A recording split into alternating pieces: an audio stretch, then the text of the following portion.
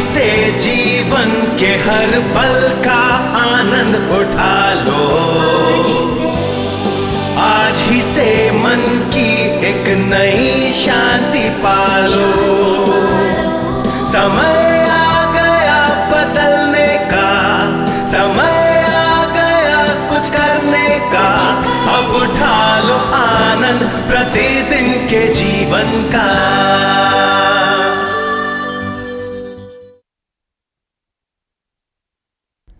वचन 6, दूसरा कुरिन्थियों अध्याय 9 और वचन 6।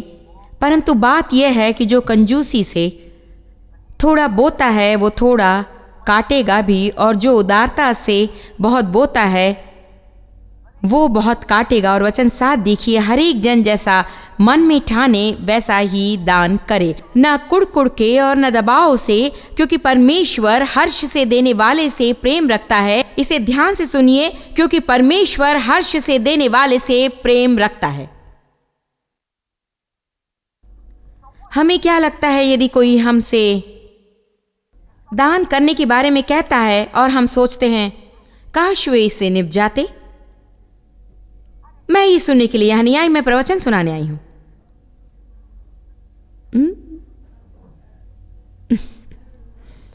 मैं आपकी मदद का प्रयास कर रही हूं। आप कहां तक है, मैं आपके लिए प्रचार करने जा रही हूं। प्रभु हर्ष से देने वाले से प्रेम रखता है। वो उनसे प्रेम नहीं रखता जो इस तरह से देते मानो कोई उन पर जबरदस्ती कर रहा हो या उनसे छीन रहा हो। यदि हम दान देने के बारे में कुछ कहते तो हमारे मन में कोई गलती है। निकालिए याकूब 1:26। अब हम विषय पर आ रहे हैं। आप कुछ आग की लपटों को देखेंगे।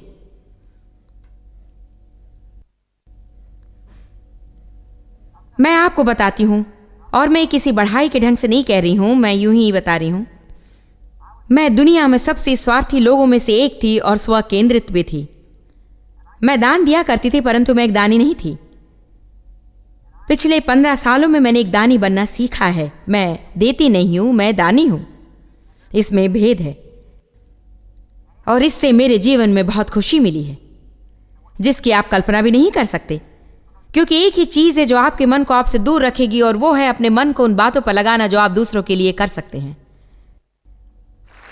आइए, आज मैं ये आपके लिए प्रचार कर रही हूं। मैंने कहा केवल एक ही चीज आपको आपसे दूर रख सकती है, और वो है जानबूझकर अपना मन उन बातों पर लगाना जो आप दूसरों के लिए कर सकते हैं। और दैनिक रीति से मैंने प्रभु से ये मांगना सीखा है, प्रभु दिखा कि मैं दूसरों के लिए क्या कर सकती हूं।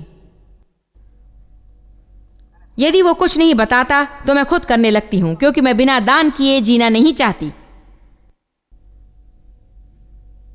अंततः लगभग 15 साल पूर्व मैं अपने आप से ऊब और थक गई। मेरा क्या होगा, मैं क्या करूंगी।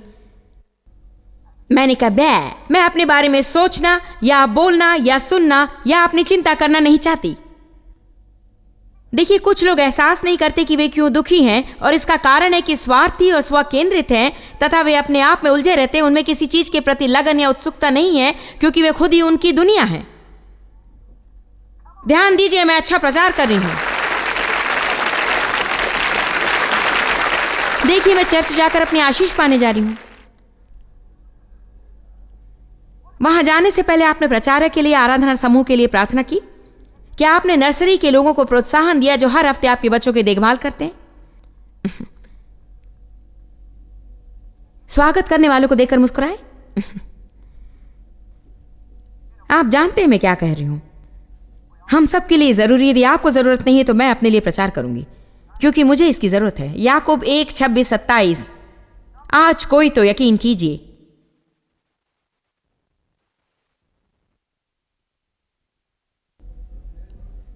चलिए वचन 27 को देखते हैं। हमारी परमेश्वर और पिता के निकट शुद्ध और निर्मल भक्ति ये है कि अनाथों और विधवाओं के क्लेश में उनकी सुधि लें और अपने आप को संसार से निष्कलंक रखें। हम अनाथों और विधवाओं के लिए बहुत कुछ कर सकते हैं, और अकेली माताओं और बिना पिता के बच्चों के लिए मेरे पास एक संदेश, और संसार में सबके द्वारा ठुकराए गए लोगों के लिए सहायता, परंतु मान लेते कि ये अनाथ और विधवाएं वास्तव में दुखी लोगों के प्रतीक हैं। चाहे आज आप जितने भी दुखी हैं, इस कमरे में कोई है जो आपसे भी अधिक दुखी है, और चाहे आपकी समस्या जितनी भी बड़ी हो, इस भवन में कोई है जिसकी समस्या आपसे भी बड़ी है, और आप जानते हैं कि समस्या का समाधान कैसे करें, उनके लिए कुछ कीजिए। जब हम निकल पड़ते हैं, देखिए, आत्म तरसता एक समस्या है। खुद पर तरस खाने की भयानक समस्या यह है कि हम उस करुणा के वरदान का दुष्प्रयोग करते हैं जो प्रभु ने हमारे अंदर रखा है, ताकि हम दीन दुखियों के पास जाएं, जैसा कि यीशु ने लोगों पर दया दिखाई और रोगियों को चंगा किया।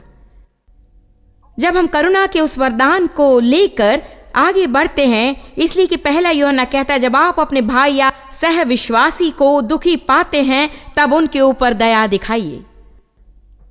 और यदि आप दया ना करें तो कैसे कह सकेंगे कि प्रभु का प्रेम आपके अंदर बना रहता है? यदि आप अपने भाई से जिसे आपने देखा है प्रेम नहीं रखते, तो कैसे कह सकते कि परमेश्वर से प्रेम रखते जिसे आपने नहीं देखा? जानते हैं लोगों में उत्साह और लगन क्यों नहीं है? क्योंकि बहुत से संघर्ष और न्याय, आलोचना आदि चर्च में है।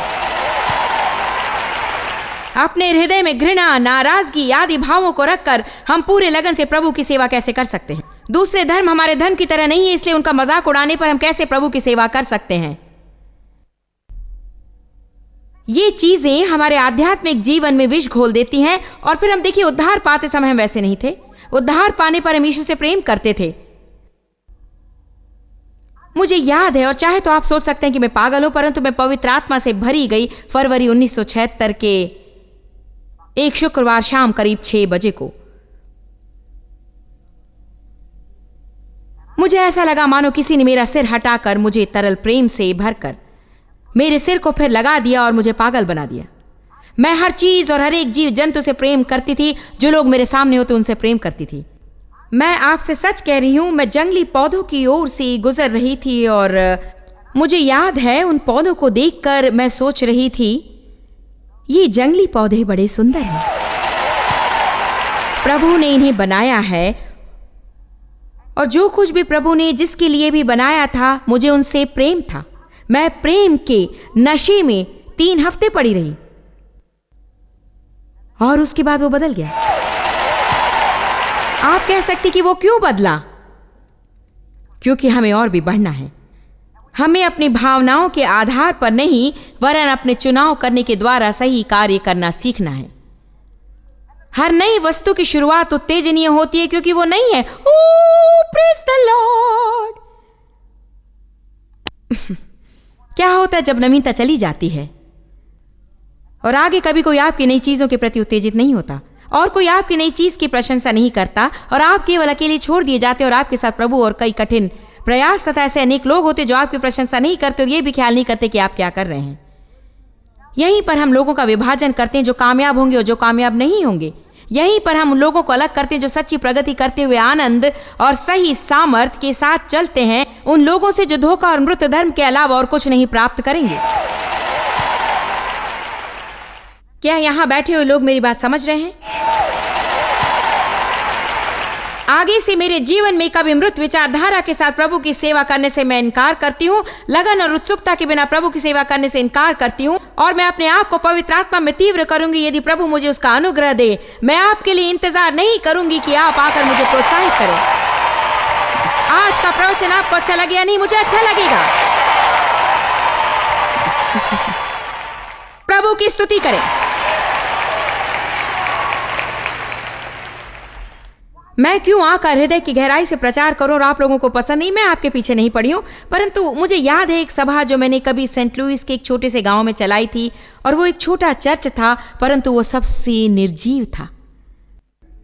यहाँ हम आए हैं और मैंने और डेव ने अपने थोड़े से टेप को कार में रखा तथा उन्हें मेज पर प्रदर्शित किया और मैं उनको प्रचार करने लगी और मैंने सोचा, प्रिय प्रभु, देखिए एक भी ऐसी चीज नहीं थी जो मुझे प्रोत्साहित करे।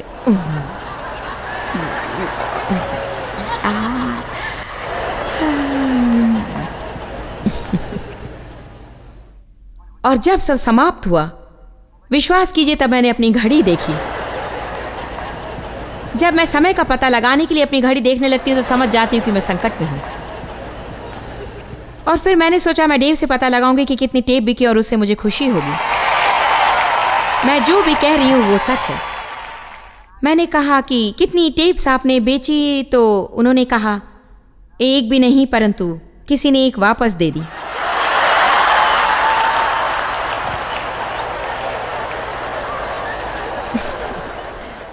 परंतु देखिए, उस समय से मैं ये बात समझ गई कि मैंने उन्हें मेरी खुशी छीनने का अवसर दिया। मैंने उनकी निर्जीवता को अवसर दिया कि मेरी आग बुझा दे। मैंने उनकी उत्सुकता की कमी को अवसर दिया कि मेरी उत्सुकता और मेरी आग पर पानी फेर दें। हमें दूसरों को अवसर नहीं देना चाहिए कि वे हमारी खुशी के स्तर पर नियंत्रण रखें।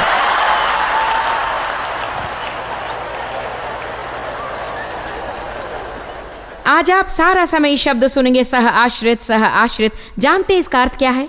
इसका अर्थ है कि आप किसी के साथ संबंध रखते हैं और यदि वे खुश है तो आप भी खुश, परंतु यदि वे खुशी खो देते तो आप भी, क्योंकि आप प्रतीक्षा करते हैं कि आप अपनी मनोदशा को जानने से पहले वे क्या करने जा रहे हैं। प्रभु नहीं चाहता कि हम ऐसा जीवन बिताएं, क्योंकि आप ऐसे नहीं हैं। मैं इस मोड़ तक पहुंच गई हूं जहां मैं सोचती हूं कि जो कुछ मुझे मिला है वो प्रभु से मिला है। मैंने अध्ययन किया है और 4-5 घंटे इस प्रवचन के 2-3 हफ्ते पहले से काम किया है और फिर उसे टाइप किया और सेक्रेटरी से कहा कि उसे पढ़कर देखिए कि सब ठीक है, और उसके बाद आज 2-3 घंटे में इसे पढ़ती रही। अब क्यों ये निर्णय करना जरूरी है कि लोगों को ये अच्छा लगता है या नहीं? आमीन। इसीलिए मैं अपने आप को उत्तेजित करूंगी। मैं वही करूंगी जो दाऊद ने किया। मैं प्रभु में अपने आप को प्रोत्साहित करूंगी। दाऊद ने कहा, उसने खुद को प्रोत्साहित किया। यदि आपके आसपास आपको प्रोत्साहित करने वाला कोई न हो तो क्या करेंगे? क्या आप अपनी आंख को बुझने देंगे तथा अपनी लगन और उत्सुकता को खोकर निराशा और निरुत्साह की दुष्ट आत्मा को अपने जीवन में स्थान देंगे? क्या आप कहेंगे, शैतान मुझसे दूर हो जा, मेरे जीवन से निकल जा, मुझ में लगन है? यदि आपकी आग धधकती रहे तो शैतान, उसे निर्जीव चीजें पसंद है, उसे मरी चीजें पसंद है, उसे निर्जीव मनोवृत्ति पसंद है, उसे मृत धर्म पसंद है, निर्जीव स्तुति पसंद है, उसे मृत कार्य पसंद है। मैंने एक बार इसे पढ़ा और वो प्रेम में चलने का विषय था। प्रेम से उत्तेजित होकर अपनी आग भड़काते रहना। और शैतान को समय समय पर विभिन्न रूप से कहा जाता है, परंतु कभी कभी आपने सुना होगा कि उसे मक्खियों का प्रभु कहा जाता है। कहा गया कि एक मक्खी तक, एक मूर्ख मक्खी तक इतनी होशियार है कि जलते स्टोव पर नहीं बैठती। कितने लोग मेरी बात समझ रहे हैं? क्या मैं आपको कुछ बताऊं? पूरी लगन से की जाने वाली स्तुति शैतान को आपके जीवन से भगा देती है। भाव प्रवण प्रेम, किसी के लिए कुछ करना, चाहे जितना भी आपको बुरा लगे। आपको ऐसा लग सकता है कि मानो आपका सांस जमीन पर दब रहा हो तथा आपको बहुत ठेस लग रही हो, तथा ऐसे समय पर अनेक लोग पीछे हट जाते हैं, घाव पर दवा लगाते हैं, अपने आप पर तरस खाते हैं, जो करुणा के वरदान को दूर करता है, और पाताल से सारे शैतान निकल आते हैं।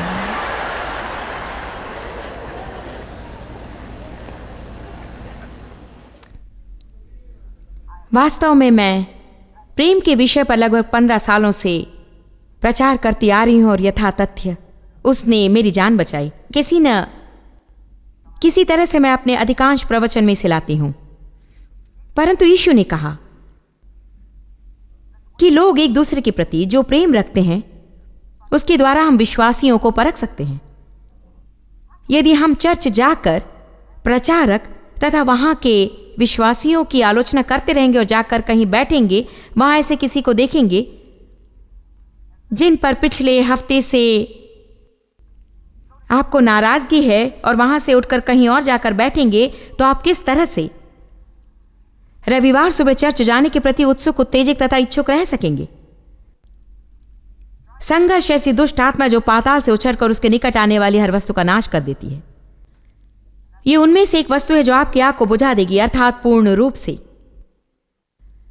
प्रेरित 10:38 कहता है, परमेश्वर ने किस रीति से यीशु नासरी को पवित्र आत्मा और सामर्थ से अभिषेक किया, वो भलाई करता और सबको जो शैतान के सताए हुए थे अच्छा करता फिरा। हमें अपनी आंख जलाए रखनी है। खालीपन, कुछ किए बिना रहना और आलसी होना, यह आपकी आग बुझा देगा। जानते हैं सोदोम का पाप क्या था? हम हमेशा सोचते हैं कि यौन संबंधी भ्रष्टता ही सोदोम का पाप था। आप लगभग किसी से भी पूछिए, वे यौन संबंधी पापों का ही जिक्र करेंगे। ओ हाँ सोदोम, हाँ हाँ हाँ, जानते हैं क्या हुआ? देख, तेरी बहन सोदोम का अधर्म यह था कि वो अपनी पुत्रियों सहित घमंड करती, पेट भर भर के खाती और सुख चैन से रहती थी और दीन दरिद्र को न संभालती। उसकी समस्या थी वो दूसरों के लिए कुछ नहीं करती थी। जानते खाली रहने का अर्थ क्या है? निष्क्रिय, फलहीन, निष्क्रिय हो जाना, प्रभावहीन, मूल्यहीन और निर्जीव। बुरा लगने पर भी जब आप कुछ करते हैं तो आश्चर्य होता है कि तब क्या होता है।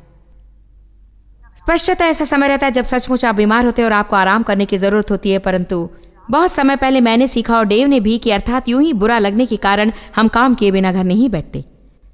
कई बार मैंने देखा है कि आप जितना लेटते हैं उतना ही बुरा अनुभव करते हैं। और ध्यान दीजिए, अनेक लोग चर्च जाते हैं और सबसे आगे जाकर बैठ जाते हैं और दूसरे लोग जो नहीं कर रहे हैं उसके प्रति कुड़कुड़ाते रहते हैं। ओह, सचमुच मैं अच्छा प्रचार कर रही हूँ और कुछ देर तक मैं आप लोगों की ओर नहीं देखूंगी। 20% लोग 80% काम करते हैं या 100% काम, और वे पूरी तरह से इससे थक जाते हैं क्योंकि हर एक अपना कार्य नहीं कर रहा है। क्या आपके अपने जीवन में ऐसा समय रहा है जब अधिक स्वार्थता और लोभ और नाराजगी थी जैसा कि आज हमारे समाज में है? मैं यहां किसी को दोष नहीं दे रही हूं, मैं सभी जगह की बात कर रही हूं और मैं कहती हूं इसका एक कारण है और भावात्मक समस्याओं का एक कारण है, सभी मानसिक समस्याओं का कारण है। और मैं मानती हूं कि इसका संबंध स्वार्थ से है। मेरा क्या होगा, मेरा क्या होगा, मेरा क्या होगा और मेरा क्या होगा, मेरा क्या होगा। आप कहते नहीं, ऐसा नहीं, मेरी समस्याएं हैं। मेरी समस्याएं, हाँ सबकी समस्याएं होती हैं। आप नहीं जानते कि पिछले साल मैं किससे होकर गुजरी। आप नहीं जानते कि पिछले साल मेरे जीवन में क्या हो रहा था, परंतु मैंने सेविकाई बंद नहीं की क्योंकि उसमें कोई भलाई नहीं है। घर बैठे अपनी समस्या के बारे में सोचने से मेरी समस्या दूर नहीं होगी। आमीन। नो, मैं उस रॉबोट की तरह नहीं हूं, मैं ऐसा हर समय करती हूं। अब आप लोग मुझसे ऐसा करवाएंगे, है ना?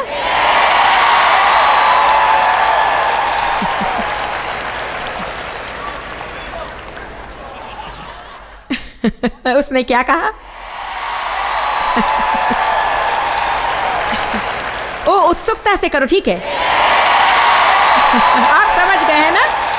एक व्यक्ति है जिसने मेरी बात को समझ लिया है। देखिए, उसने मुझे पकड़ लिया। मैंने कहा ठीक है, मैं करूंगी। ये वही बात है जिसके बारे में मैं कह रही हूं।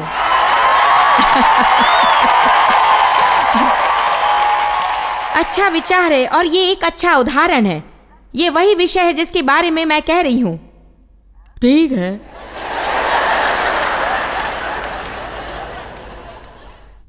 मैं रोबो की तरह करूंगी। सब कुछ प्रभु के लिए, मनोवृत्ति ही सब कुछ है। ठीक है, मैं चर्च ले जाने के लिए आपके पीछे पड़ूंगी यदि आपको वहां ले जाने का वही एक रास्ता है। ठीक है, यदि आपको कोई और ना मिले तो मैं बच्चों की देखभाल करूंगी।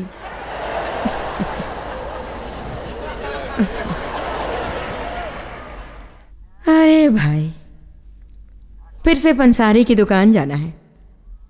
मुझे प्रार्थना सभा में जाना नहीं तो प्रचारक ये जानने की कोशिश करेगा कि मैं कहाँ थी।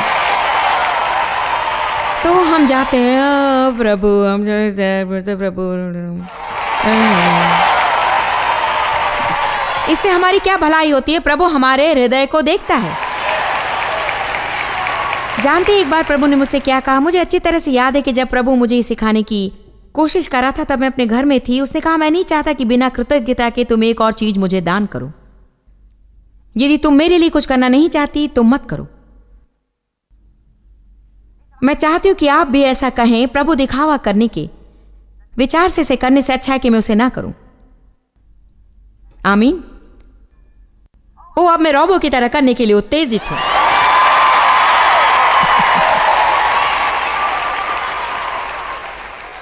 जरा इस पर विचार कीजिए, जब हम निर्जीव मनोवृत्ति से कुछ करते तब ना तो उससे लोगों को आशीष मिलती है और न ही हमें मिलती है। तो अच्छा है कि हम कुछ कम ही करें। ओ, लगता है कुछ और विचार आ रहे हैं, क्योंकि लोगों में उत्सुकता न होने का एक और कारण है पूरी तरह से थक जाना। अधिक करने के प्रयत्न में वे ऐसी स्थिति में आ जाते जहां वे कुछ भी करना नहीं चाहते। वे बेहोश हो चुके हैं, इसलिए अब उन सब के बारे में उनकी बुरी विचारधारा है। मुझे याद है कि मैंने कठिन प्रयास किया। एक बार मैंने 13 जॉयस मेयर कॉन्फ्रेंस चलाई और तब मैं 5 सत्र रखा करती थी और मैंने 13 हफ्तों में लगातार 13 सम्मेलन चलाए और मैं इतनी थकी हुई थी, इतनी थकी मानी कि मैं कुछ सोच नहीं सकती थी। और मैं अपने दफ्तर से होकर निकली और मैं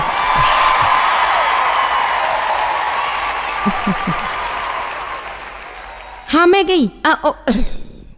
किसी ने जॉयस मेयर के बारे में मुझसे कुछ कहा। मैंने कहा, मुझसे जॉयस मेयर सेविकाई की बात ना कहो। मैं नहीं सुनना चाहती जॉयस मेयर सेविकाइयां।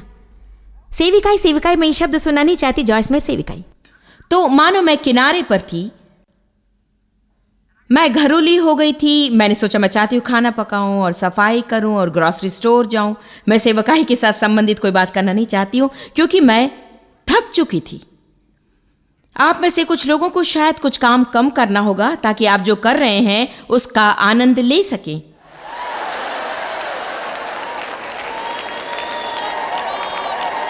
जो कुछ भी हो, कई वर्षों पहले जब परमेश्वर मुझे इस स्वार्थ के विषय सिखा रहे थे, मैं सुबह हर समय जैसे ही अपने विषय सोचते हुए ही उठी। ओह हाँ, डेव फुटबॉल देखने वाले। मैं सोचती हूँ कि मैं उनसे ना देखने को कैसे कहूँ।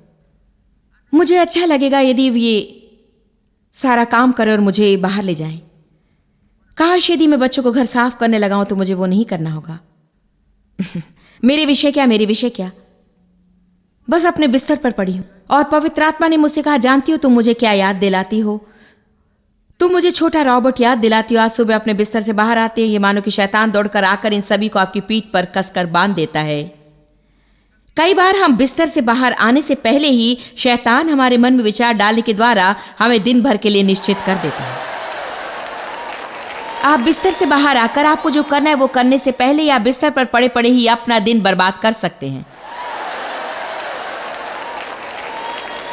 मुझे काम पर जाना है, ट्रैफिक में गाड़ी चलाना है, घर आते समय ग्रॉसरी स्टोर जाना है। मैं जीवन से परेशान हो गई और थक चुकी परेशान हूं। काश मेरा अलग जीवन होता। एक बार आप जानते हैं कि जब समय की कमी होती है और आपको करना ही होता है, और प्रभु कहता है वो हमारी मनोदशा देखता है, हमें समझना है। देखिए, मैं आपके सामने शो रख सकती हूं, परंतु प्रभु मेरे हृदय की मनोदशा देखता है और वो जानता है कि जो मैं कर रही हूं वो मेरे हृदय की गहराई से है या सिर्फ एक दिखावा है। क्या आपकी लापरवाही दूर हो गई? मेरे ख्याल से अनेक लोगों के साथ ऐसा होता है कि आपने उत्सुकता खो दी है और आपकी अग्नि, आपका प्रयत्न यदि हाँ तो आपको उसे दोबारा पाना है। हमें अपने जीवन के प्रति उत्तेजित रहना है। यीशु मरा कि हम अपने जीवन के हर एक दिन का आनंद ले। प्रभु ने हमें अभिषेक किया है कि हम अत्यंत आनंद के साथ प्रतिदिन जीवन बिताएं और हमें हर किसी का सामना लगन और उत्साह के साथ करना चाहिए। प्रभु आपको आशीष दे। वचन में बने रहिए, क्योंकि यदि आप वचन से प्रेम करेंगे तो आपका जीवन बदल जाएगा।